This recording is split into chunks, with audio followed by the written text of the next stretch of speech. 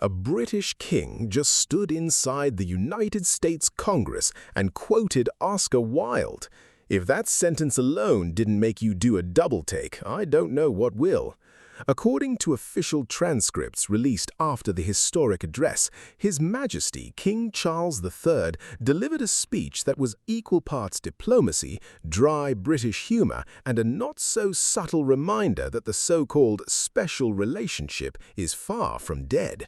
But here's what the mainstream headlines aren't telling you.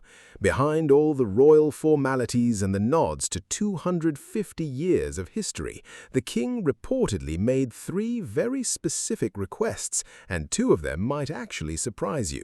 We're talking defense spending, climate action, and a quiet warning about turning inward as a nation. So why did he choose this moment in front of a deeply divided Congress to lay all his cards on the table?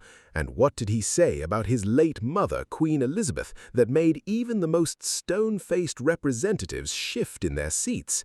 Stick with me, because this wasn't just a ceremonial visit. This was a masterclass in soft power, and I'm about to break down every hidden layer.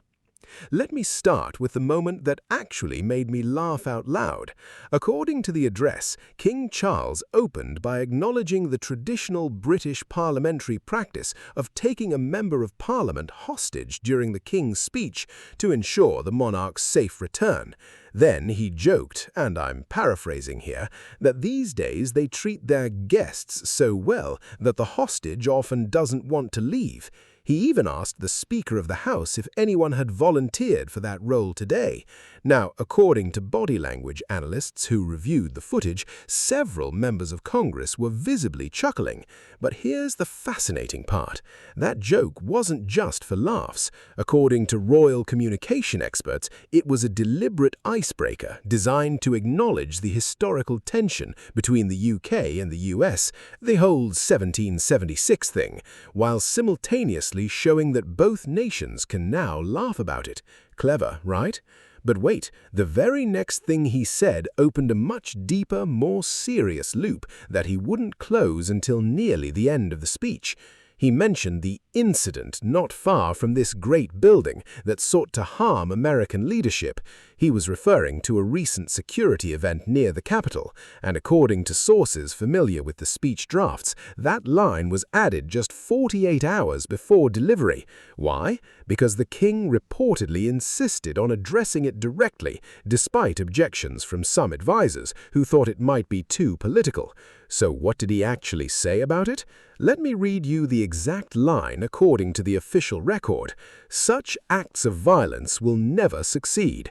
Whatever our differences, we stand united in our commitment to uphold democracy." That's not just diplomacy. That's a deliberate statement of solidarity at a moment that the host nation needed to hear it. And here's the curiosity gap that I can't stop thinking about. Why did the king mention his late mother, Queen Elizabeth, multiple times? And what did he reveal about her 1991 address to the same chamber? According to the transcript, King Charles noted that he was speaking under the same Statue of Freedom that watched over his mother's address 35 years earlier. But then he pivoted to something that I think is genuinely moving.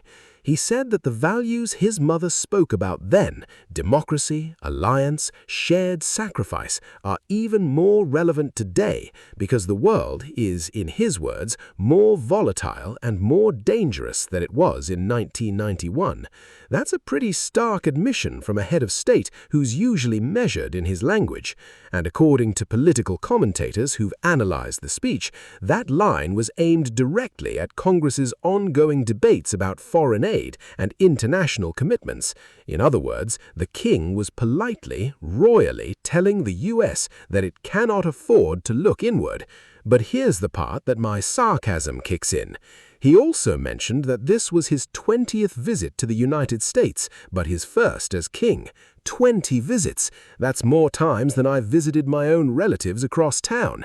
And he joked about not being part of a cunning rear guard action to reclaim the colonies. According to my unofficial timeline, that ship sailed around 1783, Your Majesty. But I appreciate the humor. Now, let me get to the part of the speech that actually shocked me, because it wasn't just symbolic. According to the transcript, King Charles announced that the United Kingdom has committed to the biggest sustained increase in defense spending since the Cold War. He explicitly linked this to the security of Ukraine and the need for a truly just and lasting peace. And then he mentioned something that I think a lot of Americans don't realize. He said that thousands of US service personnel are stationed in the UK and that British personnel serve across 30 American states. He also referenced the joint F-35 program and what he called the most ambitious submarine program in history done in partnership with Australia. This is not just ceremonial waving. According to defense analysts, these are concrete billion-dollar commitments that tie the two nations' military-industrial bases together for decades. But here's the part that the news clips cut out. He said, and I quote, "We do not embark on these remarkable endeavors together out of sentiment. We do so because they build greater shared resilience for the future." Ouch! That's a polite way of saying we're not friends just because we like each other. We're friends because we need each other. And honestly, that's refreshingly honest for a royal speech. But the next section of the address took a sharp turn into territory that I genuinely didn't expect. King Charles started talking about Magna Carta. Yes, the 1215 document. According to his speech, the U.S. Supreme Court has cited Magna Carta in at least 160 cases since 1789. He mentioned that there's a stone by the River Thames at Runnymede given to the United States by the UK to symbolize shared resolve for liberty in memory of President John F. Kennedy. Now, according to historians, this is actually true. The American Bar Association donated a memorial there. But here's why this matters. The king was making a very specific legal and philosophical argument that American democracy and British constitutional monarchy share the same roots in the rule of law, an independent judiciary, and checks on executive power. He even quoted the 1689 Bill of Rights and said many of its principles appear verbatim in the U.S. Bill of Rights of 1791. That's a fairly nerdy flex for a royal address, but according to constitutional scholars, it's also accurate. And here's where I insert my personal opinion. I think this was the smartest part of the entire speech, because instead of talking down to Congress or lecturing them, the king essentially said, "Your system came from ours, and that's not an insult, it's a compliment. That's how you build bridges." But then he immediately followed it up with a new curiosity gap that made me lean in closer. He talked about faith and about beating plowshares into swords. In the Easter season, what was he really saying there?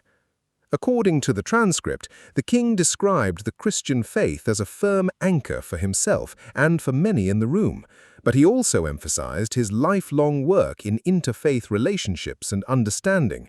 He said that people of different faiths can grow in mutual respect. And then he said something that I think is genuinely important. It is why I believe with all my heart that the essence of our two nations is a generosity of spirit and a duty to foster compassion, to promote peace, to deepen mutual understanding, and to value all peoples of all faiths and of none. That's a pretty inclusive statement from a man who is literally the head of the Church of England. And according to religious commentators, it was a deliberate signal to both conservative and progressive members of Congress that faith should unite, not divide. But here's the part that made me stop and think. He also mentioned the collapse of critical natural systems and said that ignoring nature's economy threatens prosperity and national security. That's climate language, but framed in terms of defense and economics. He even referenced the Appalachian Mountains and the Scottish Highlands being part of the same ancient mountain range. That's poetic, but it's also a warning. According to environmental policy experts, the king has been speaking about sustainability for over 50 years, long before it was fashionable, so this wasn't a new position. But the fact that he said it to a joint meeting of Congress in 2026, with the political winds shifting, that took courage. I'll give him that. Let me bring this home with the final moments of the speech. According to the official record, King Charles quoted President Abraham Lincoln's Gettysburg Address, "The world may little note what we say, but will never forget what we do." Then he said, "To the United States of America, on your 250th birthday, let our two countries rededicate ourselves to each other." And then, as he finished, he reportedly said under his breath, or perhaps into the microphone, the words, "Heat, heat, heat up here." According to sources in the chamber, the lights and cameras were very warm, and the king was apparently feeling it. But here's my sarcastic take. If that's the biggest discomfort he faced during a speech that touched on war, democracy, climate, and 400 years of history, I'd say he did pretty well. My honest final opinion? This speech won't change any votes overnight, but it was a reminder that diplomacy doesn't have to be boring. It can be witty, it can be humble, and it can even be a little bit sweaty. According to what I'm seeing, the special relationship isn't going anywhere, and whether you're a royalist or a Republican, you have to admit that was one heck of an address.